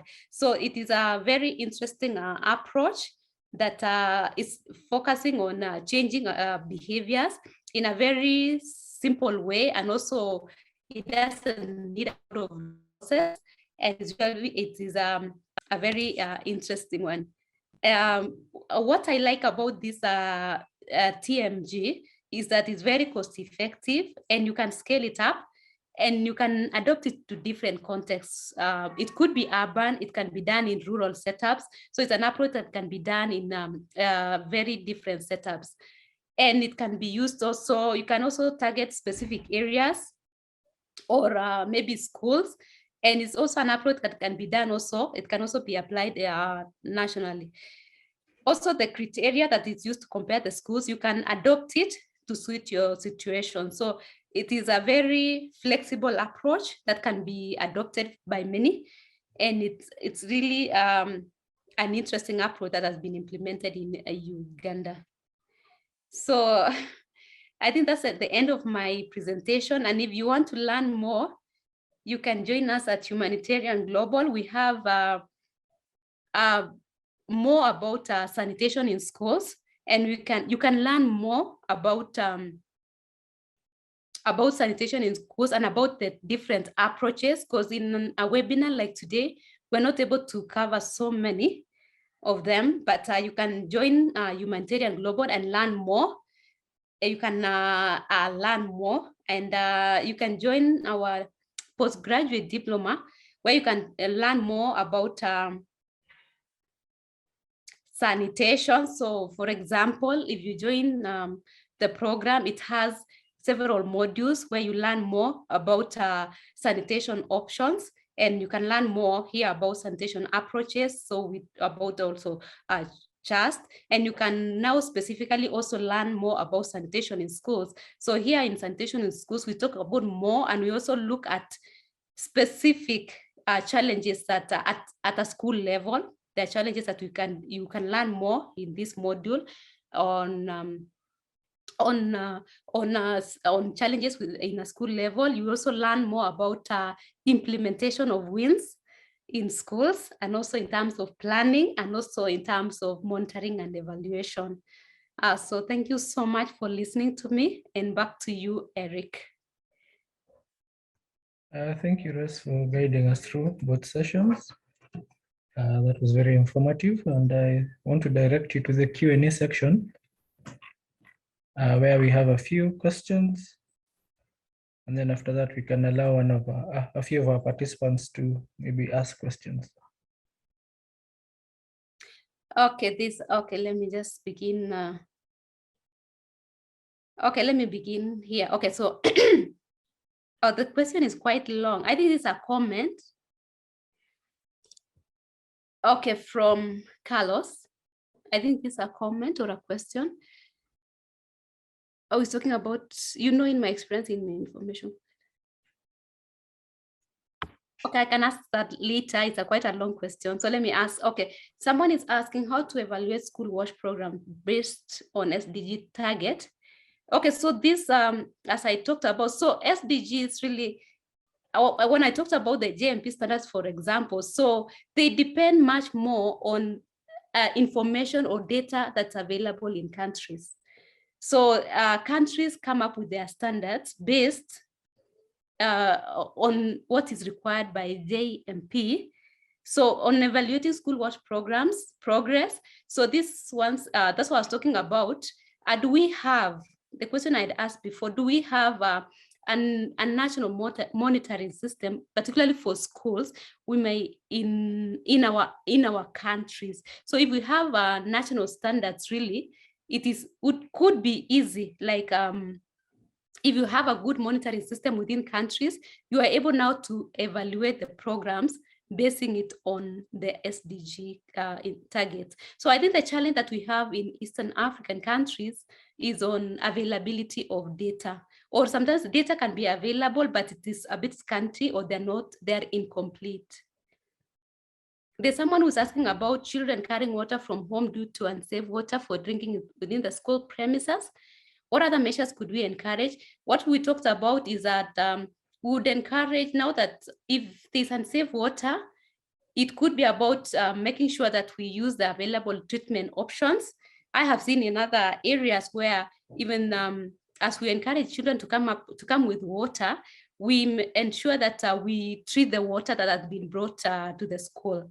So availing water treatment options within the school would ensure that we have safe water for children to drink. Someone is asking about the difference between CHAST and FAST. So CHAST was borrowed from FAST, but CHAST specifically targets children. So this, okay, the approach for CHAST has not been implemented in many countries. It was developed by Caritas, Switzerland. It was developed by Caritas, Switzerland. I know it has been implemented in Somalia. It has been implemented also in Kenya, but it is an approach that focuses specifically on children. But for FAST focuses on communities. There's someone who's asking about the blue schools. Someone is asking about the blue schools. So the blue schools, so the approach for the blue schools is that it exposes children to what we call environmentally friendly technologies. So the blue schools it's an approach that goes beyond WASH. So it usually focuses on MHM. It also focuses on gardening, safe management of solid waste, and other environmentally friendly practices. That's why it's called blue. So blue really focuses much more than WASH. And that's why it's talking about other environmentally friendly technologies in schools. So it's looking at children, exposing them to more environmentally friendly technologies, so that, for example, that's why I'll give an example about gardening, other safe management of solid waste. So that's why it's called blue school. Okay, let me go back to this question. It's quite long. Someone was talking about in his own experience. What do you think can be done different to facilitate access to basic WASH in local communities, normal, without emergencies? Okay. So this is a suggestion, or his point of view, that my highest worry in Africa is that we wait for emergency to say we are doing this or that instead of infrastructure and enabling environment can facilitate. Okay, instead of infrastructure and environment that can facilitate. Okay, this is okay. It's a comment, and also it's an issue of concern. It's an issue of concern, okay, to all of us. But about information, when giving information without emergencies, I think this has been done maybe to some extent, but I know them. But maybe I can say that, okay, you're saying that my highest worry in Africa is a way for emergencies to say we are doing this on that, and instead of infrastructure. So this is more what you're talking about, is more on the enabling environment. So for any project or any program, even for the wins, really what makes it successful if we have a good enabling environment. So enabling environment here, we are looking maybe, for example, what I was talking about before. Do we have policies, for example? Do we have guidelines? Do we have a defined maybe authority that can lead certain sectors, for example? So that is really falls on what is how is our enabling environment, maybe for example, as African countries. So this more on a macro scale or a macro level. It's all about what our governments doing. But as I said before, that's why one of the reasons, one of the key role really of agencies, for example, and development partners really is on advocacy. So it's on advocating for at the country level, for example, advocating for governments, maybe in terms of allocating budgets also, and also developing good policies, and not just developing policies, but also about implementation. There's someone who's talking about how best can rainwater harvest be purified for water to drink while at school. So there's a way for rainwater harvesting, really has been one of the ways of harvesting water, or ensuring that there's water supply for schools. So there's when you're doing rainwater harvesting, there's a system that we call, maybe you can go look at it later, there's a system that we call a fast flush system. So a fast flush system, when you're doing a connection for rainwater harvesting, so a fast flush system ensures that the first water, that comes in to the water tank, it's usually discarded, because we usually say that when you're harvesting water, maybe using a roof, so the roof maybe has so much dirt. When water, for the water, to ensure that the water is safe, when you're harvesting rainwater, we use what we call a fast flush system. So that one usually takes water, the dirty water out of the tank. That's one way of making sure that the water is safe for drinking. But also what we can, to make it further safe, as I talked about, we can ensure that maybe we are using a water treatment technologies, maybe using what we call maybe aqua taps, maybe those chlorine tablets, to make sure that we are ensuring that children have safe water. Okay, trying to look. Okay, sorry. Hello, Rose. I encourage us to continue sending the questions to the Q&A and not to the chat, where Rose is going to answer the questions. I can see we have been sending questions, and I want to encourage you to keep at it before we allow our participants now to ask questions live. So let us keep sending in more questions. Let us keep engaging our key speaker today, so that we may also be able to share the knowledge that she has with us. Thank you. Rose, are you there with us? Yeah, sure, I'm there. Oh, sorry, I think I clicked on the wrong button. Okay. I can see a few more questions on the Q&A. Oh, it's on Q, so apologies. I just clicked on the wrong button. It's okay. Okay, I'm back. So I've answered the one on rainwater harvesting. So there's someone who's asking about fast approach with a community struggling with WASH structures. Okay, so fast, what I talked about, so fast targets communities. So it targets communities. And okay, I get his point that a community would be struggling maybe on WASH structures, but you can look at maybe about safe hygiene practices, for example. So if you do a fast approach, because when you do a fast approach, you look at behaviors, for example, like what are the hygiene behaviors, which are good hygiene behaviors, and maybe behaviors, maybe they're not good hygiene behaviors. So when you're looking at hygiene behaviors with communities, and then you look at which ones can be adopted by and can be promoted by a community. So this one really does not need so much funding, because you can work with you could work with communities.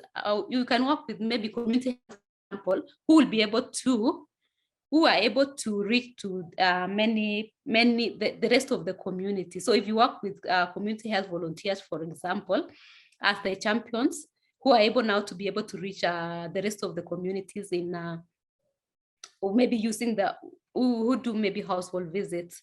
But the much about how it's implemented, the first approach, you can leave your email, then we can send you maybe a more elaborate way on implementing a first approach, because it has steps, around 7 steps, which you need to understand how to do it, and then how you can implement it well in a community setup.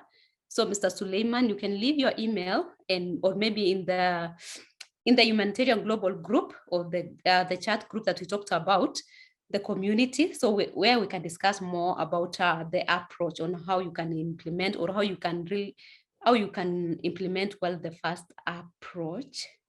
Similarly, on the CHAST, or someone is talking about the CHAST, the one I talked about, so that CHAST is a child hygiene and sanitation transformation, what I talked about as an approach. As an approach, I talked about it is a step-by-step. It is a very participative process for CHAST. So it's about working with children, and it has about 5 steps, and it also has materials that you use. Maybe we would, because of time, we'll not be able to really elaborate the how for the CHAST, but we can share with you later how you can implement CHAST. Just leave your email where we can share with you how you can implement CHAST in a school. Oh, there's someone who's asking about if you can chlorinate piped water. If you, sorry. Someone was asking, okay, so apologies. What best approach can we use to eliminate open defecation in schools? Okay, so for open defecation in schools, you can implement one. I can talk about, you can implement what you call school-led total sanitation, which is borrowed from the community-led total sanitation approach, but this one looks at school-led. So it uses the concept of community-led total sanitation, but this is called school-led total sanitation. It's an approach that has been applied in many areas and has been used to eliminate open defecation in schools. Okay, someone is asking about which one is the best approach in rural schools where sustainability of WASH facilities is challenging? Yes, I know this is one of the areas really where where many maybe agencies and those who are implementing WASH in schools have been finding it a challenge. And what I talked about before is about bringing all stakeholders at first together. So when we bring all stakeholders together, it is one way of ensuring that there's sustainability. For example, I've seen in projects whereby, for example, if we are doing a water project in a school, the school is what we call, we do what we call co-sharing. So when you do co-sharing, for example, the school now will, they'll own that project. So if you say, for example, if a project, before implementation of a project, so if you ask the school maybe to contribute about 20% of the project, maybe, for example, I'm giving an example, you would find that at the end of it, you would find the school is more, they own that project, and they own maybe facilities that have been put up in the school, and they're able to maintain it over time. So sustainability really begins at the onset, even before you begin implementation of the project, maybe having meetings and bringing on board even what you talked about, other stakeholders. For example, you bring in board, making sure that the school management committees understand, and also bringing in maybe the community and also the parents. So, and also the school administration, and also beyond that, also bringing in the local government where the school is located. That's one of the approaches that really has ensured sustainability of WASH projects in rural communities. Someone is asking about how effective is WASH messaging to bring about social behavioral change within the schools implemented by teachers and pupils on a class-to-class approach. Well, I wouldn't, okay, thanks so much for the question. There are many ways we do WASH messaging for targeting maybe schools and maybe children. So the class-to-class approach, it could be. So I would not say that it is effective or not effective. So it depends on how you tailor your messaging. It's really how you tailor your messaging. And if you follow the steps, or like when you're doing an SBCC, when you're developing your messages using the SBCC approach, for example, if you are able to develop very good messaging, it it can be very effective. But there's been a query or an, for example, okay, there have been issues, for example, well, we are working with teachers and maybe people talk about like we are overloading teachers with we are overloading teachers with messaging, or maybe with maybe they already have so much classwork and we're giving them new work to do. So sometimes it can contribute maybe on your approach not being very effective, but it has been also effective where we use teachers and also where we work with pupils. So it has been found also to be an effective approach. So, and then someone is asking, after attaining the 3-star status by a school, what would be done to sustain the successes? Yes. So as I talked about, okay, so when a school has attained a 3-star, so it means because they've done the incremental changes until they reach a 3-star. So it's just about sustaining it. So it's about if the schools have embraced the approach, they should be able to sustain it, because we talked about, for example, if you've brought all stakeholders on board, for example, if the local government is able to provide maybe, for example, the WASH budgets, and if the school management committee is able to ensure that the budgets are utilized, so over time, it's now part of the school, so they should be able to sustain. And also if you are brought in all the stakeholders on board and also the learners on board, that is what really brings about sustainability, and they can be able to maintain the 3-star approach. And also we talked about that the local government provides technical support. So it's really ensuring that the schools are also able to move and also maintain the status or the 3-star approach. Someone is asking about which one the best approach to MHM in schools. Okay, so MHM in schools has many fast areas, yeah. So there are many ways. Also, MHM in schools, for example, so we have, I don't know which area of MHM you're talking about, but we have MHM in terms of facilities. So we have also MHM in terms of information reaching the girls and the boys in the school. So let me talk about maybe facilities, because we're talking today about schools. So in terms of MHM, in terms of schools, so ensuring, for example, we talked about having gender segregated latrines, and also in the latrines for girls. So it's about making sure that they have enough space. Also I've seen schools where they are providing a bathroom. I've seen schools where they provide a mirror. So to make sure that the girl is able to ensure that she's not stained. I've seen also schools where they provide extra pads in a school. And also there are schools also who provide what do I call providing extra uniforms.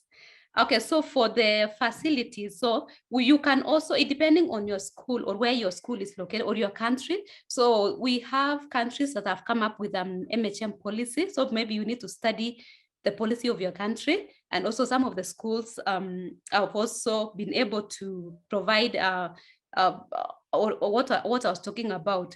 So in terms of knowledge, so it is about also having sessions with girls in schools. And one way you can do it, it may not be the best approach, is that you can train schools, you can train a number of teachers in a school, you can train both male and female on MHM in terms of demystify some of the taboos, for example, maybe about management and also about disposal of used sanitary facilities. So in terms of facilities also I've forgotten, there are schools also which provide incinerators for disposal. So in terms of the best approach, they may not be a best approach really, but they are what you look at. So in terms of facilities and also in terms of knowledge dissemination.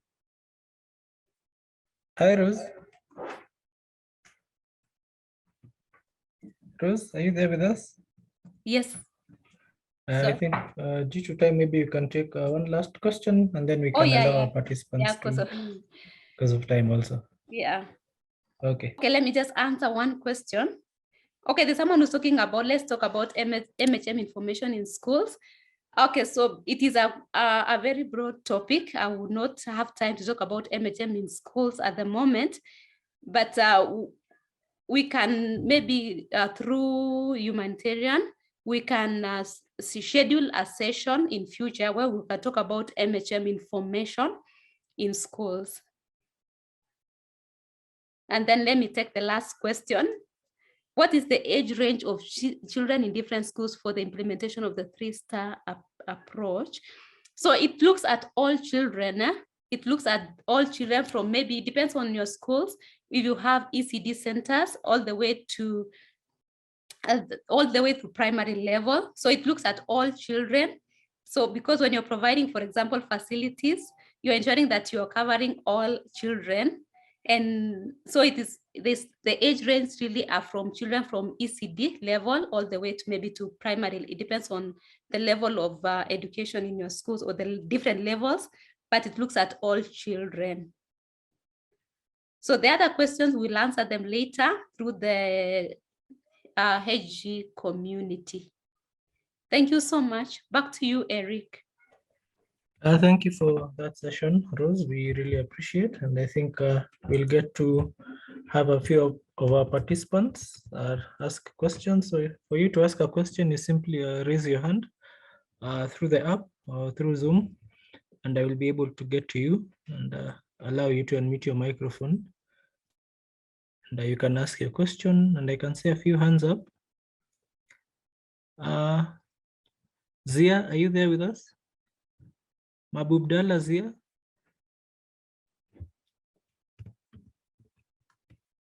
Mabubdallah Zia, are you there with us?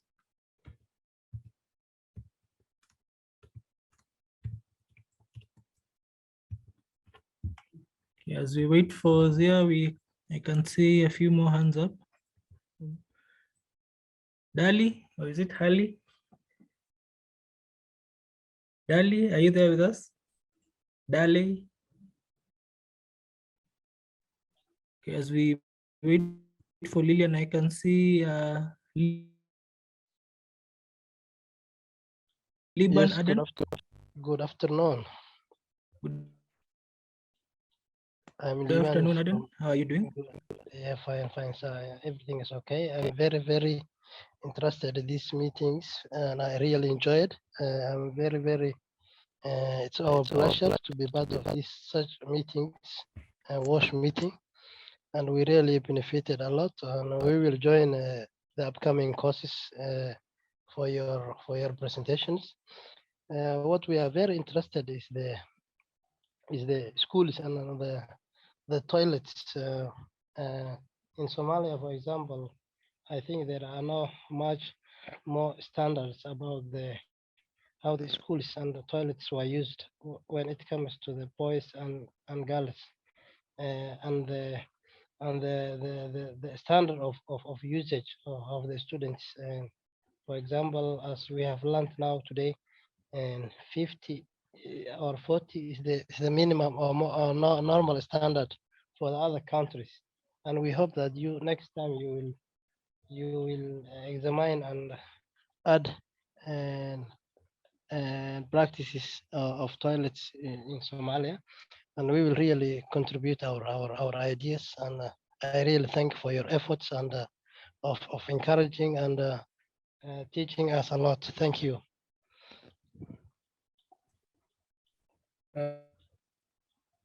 Thank you for that, Eden, and we have taken that into notice. Bain Mecca, are you there? Yes. Yes. With us? Hello. Good afternoon. Good afternoon. Good afternoon. Hello. Thank you. We can hear you.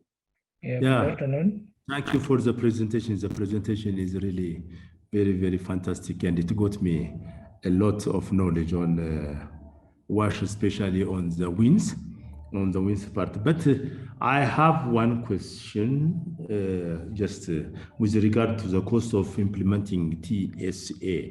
Is it affordable by any country in Africa? And again, other low-income countries located in Asia, Southeast Asia, and others. With regard to the cost of TSA implementation. The other one is, I think in our country we have a Ministry of Water, Energy, Water, Irrigation, and Energy. This ministry is very much responsible for the water supply, the coverage, as well as the access to maybe to the country in general, okay? But I saw that when we talk about WASH, the one hand is the Minister of Water in our country. Of course, Minister of Education, heads are also involved, okay? So why have you ignored while implementing this TSA as TSS implementation, meaning when you are just sorting out or listing out the stakeholders, the Ministry of Water and Irrigation, or other ministries who are working on the water, because they have many professionals to determine the quality of water, the infrastructures, and also the hygienic parts too. So a little bit elaborate, if you have just, I need a little bit elaboration why you ignored the more responsible ministries on water supply and delivery. Okay. Thank you so much. Okay, thank you so much for the question. Oh, sorry. So, okay, in terms of stakeholders, okay, so sorry, I indicated our Ministry of Education as the lead.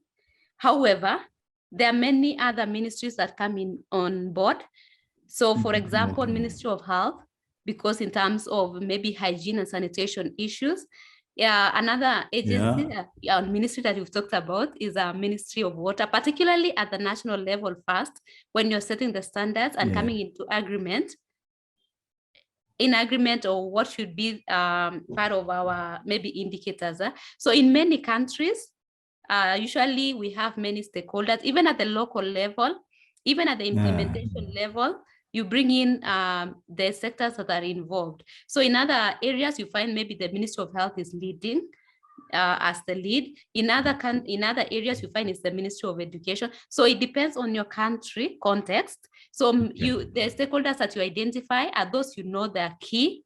So the three that I've talked about, usually the key ones that I've known in many countries are Ministry of Education, the Department of maybe Water, maybe, and also the Department of Health. In other areas, they've even gone beyond, even to bring in the ministries, the Department maybe of Social Services. So it depending on your context. Depending on your context. So there are stakeholders that are saying that the stakeholder that I talked about, they can even expand more than what I talked about, depending on your country. And also you talked about the costing. That's why you remember in one of the challenges that I talked about is about funding. So if you bring in all the stakeholders, and for TSA, that the way I talked about is it is set at the national, the standards are set at the national level. So if it's set at the national level, it means also they need to allocate funding, or maybe they should have a small budget that looks into the implementation maybe of WINS in schools. So it's really, this was just an example, but when you go look at your country level, for example, so countries really are different, and how they are implementing are different, and how they've set up like maybe implementation or maybe washing schools, for example. Countries are different, but these are just like examples, and it opens our minds to understand what else can we do maybe at our own levels. Or maybe, for example, maybe we may need more maybe of advocacy, maybe to the national governments, for example. So thank you so much for the question. Thank you, Tumi. Okay, so thank you. There's someone also who talked about standards. As I talked before, so standards for latrine or the ratios, they are different for every country. So there are some countries that go with maybe 1 latrine for 25 girls and maybe 1 latrine for 30 boys, and also maybe providing urinals for boys. So the standards are national. So national means it's country-based. So each country has its own standards or ratios for sanitation facilities. So they're not universal. And as you've indicated, maybe we also need to look at other maybe because there are also other standards. For example, maybe in emergencies, the standards are also different. So thank you so much. Thank you for that, Rose. Can see Mohammed Salah, are you there with us? Yeah, hello. Assalamu alaikum. Hello. Yes, Good afternoon. I can hear you. Good afternoon. Good afternoon. Thank you very much. And Mrs. Rosa, thank you for your effective presentation and informative. Really, obviously, we are just gaining more experience regarding to your presentation. So I wanted just to talk about or it's my observation is the health aspect. As you know, I am the public health specialist. So definitely the presentation is closely related, or is obviously is the concern of the public health in terms of the WASH. So I want to talk about or ask you there one question that is the perspective of public health that you hugely concerned about the school is like she just the presenter state as then there's some diseases regarding to the coming from the poor sanitation as well as.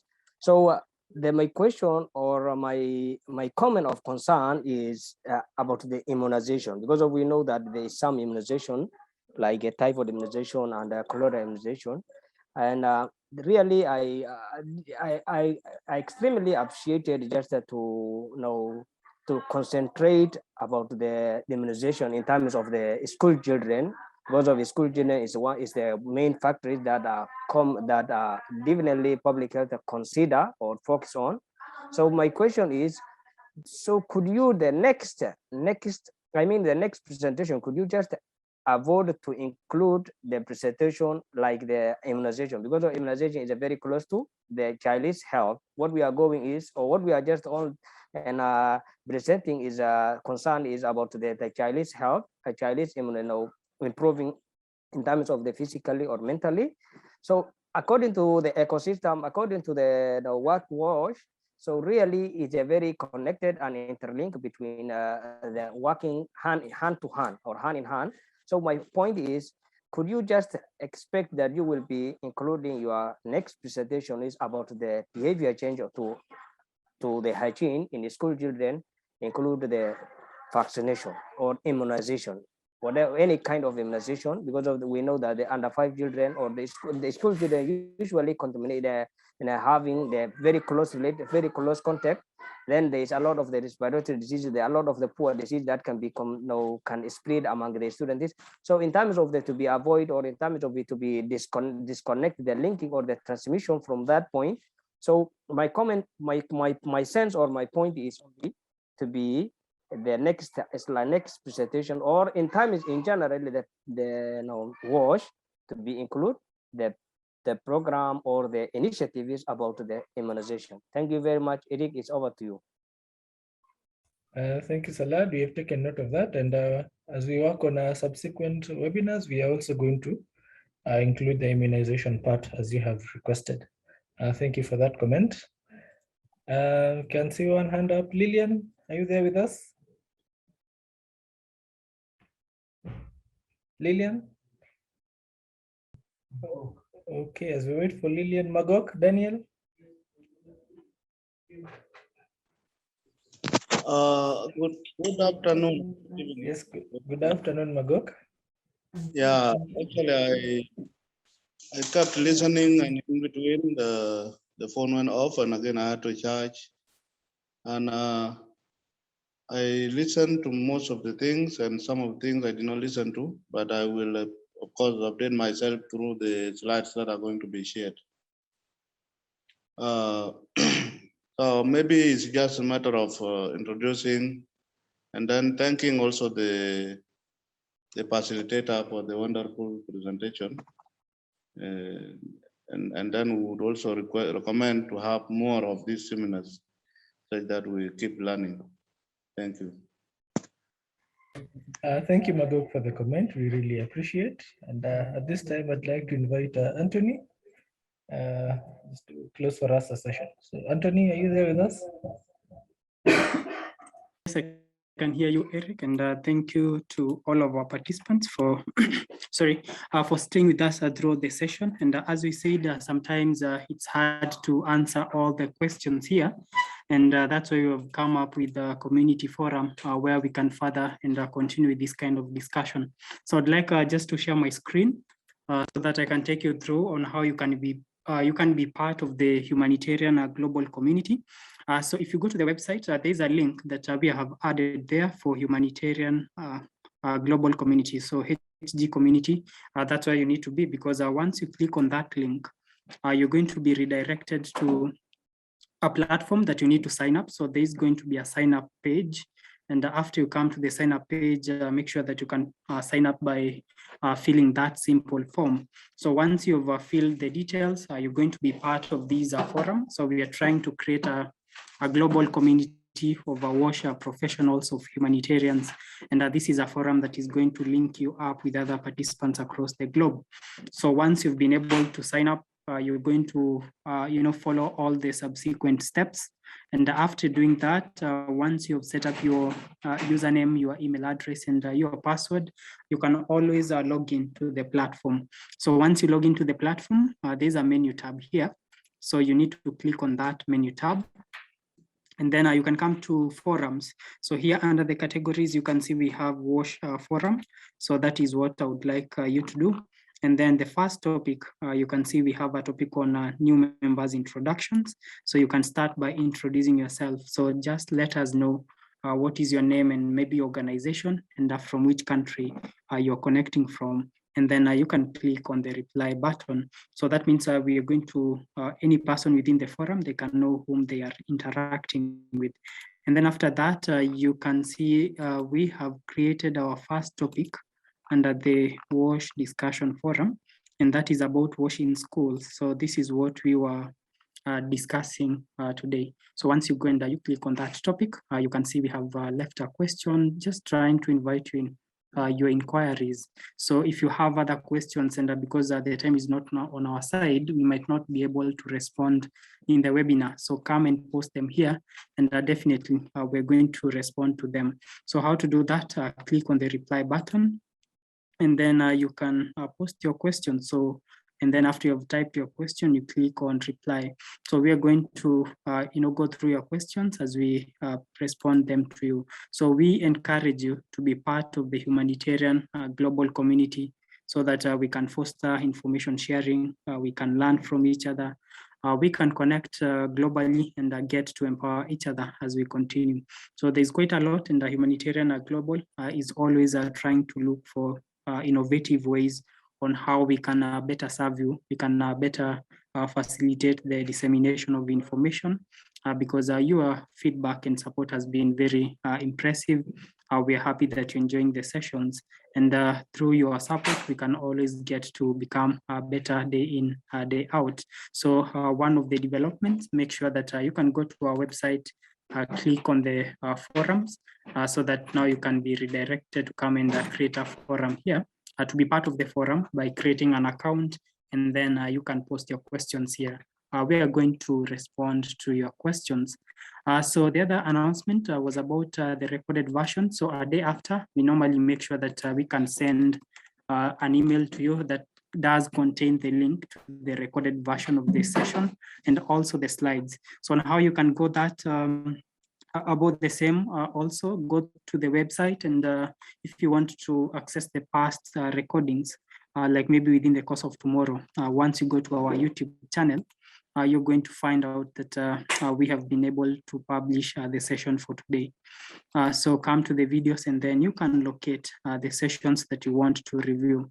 So we have done very many sessions, even on different areas, so you don't have any restrictions. So as much as you might be interested in WASH, you can also review what we did on community mobilization, what we did on data collection in MIL, and so on. So we've got very many classes for you, and you can always subscribe to our channel so that you can be the first one to get a notification at any given point in time when we send an update.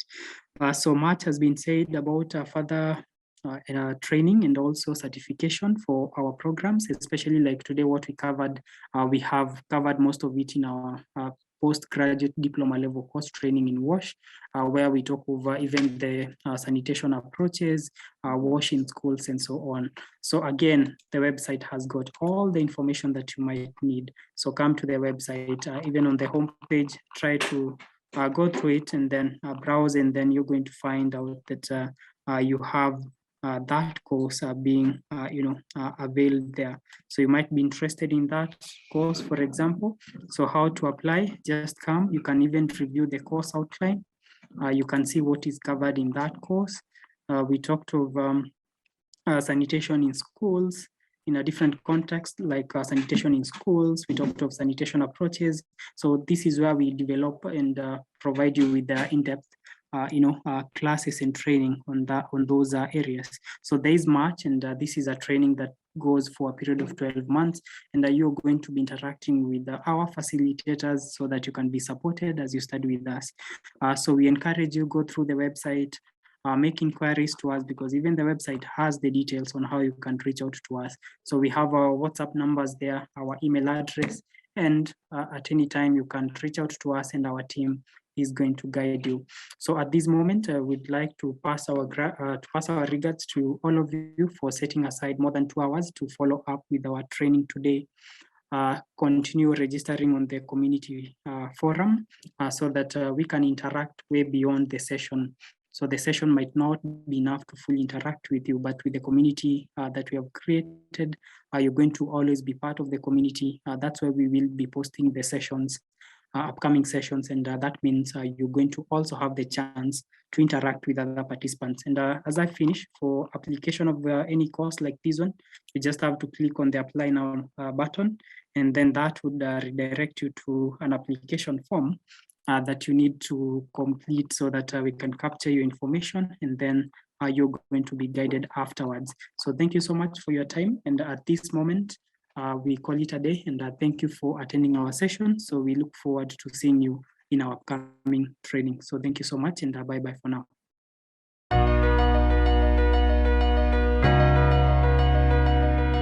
In accordance with UN, it has been established that water scarcity affects more than 40% of the global population and is projected to rise. In addition, over 2.4 billion people lack access to basic sanitation services, such as toilets or latrines, and many communities are increasingly being exposed to a myriad of public health hazards and risks. Thus, WASH forms a key part of many humanitarian response programs. Humanitarianglobal.com has worked closely with experts in this field to develop a detailed online postgraduate diploma that offers extensive knowledge and information resources about this practice area. In the provided 8 modules, the learner will get to learn about water supply in emergencies. In this first module, the participant will get to learn more about intervention context, sphere standards, and consideration for linking relief, rehabilitation, and development. Secondly, pumping equipment. This module will cover the various pumping equipment used in WASH, such as hand pumps, centrifugal pumps, hydraulic ramp pump, and the forms of energy sources that can be used in powering these pumps. Thirdly, sanitation hardware systems and concepts. The third module will cover basic concepts of sanitation, sanitation options, dislodging of pits and septic tanks, and reuse-oriented sanitation technologies. In addition, you learn more about sanitation software systems and concepts. In this module, the learner will get to understand more about the sanitation ladder, sanitation-related behavior change, sanitation marketing and sanitation approaches such as CHAST, PHAST and CLTS. The other module is sanitation in different contexts. In the 5th module, you will get to learn about sanitation in different contexts such as schools and emergencies, sustainable sanitation and the linkage between sanitation, nutrition, agriculture and food security. In the next module, you learn more about hygiene and disease transmission. This module will cover hygiene promotion, disease transmission routes and the F diagram and hygiene perspectives at both household and community levels. Also, you learn about hygiene behavior change. Under this module, some of the topics covered include principles and components of behavior change programs, risks, attitudes, norms, abilities and self-regulation, health belief model, communication for behavioral impact. And lastly, hygiene promotion management, epidemics management and global annual events.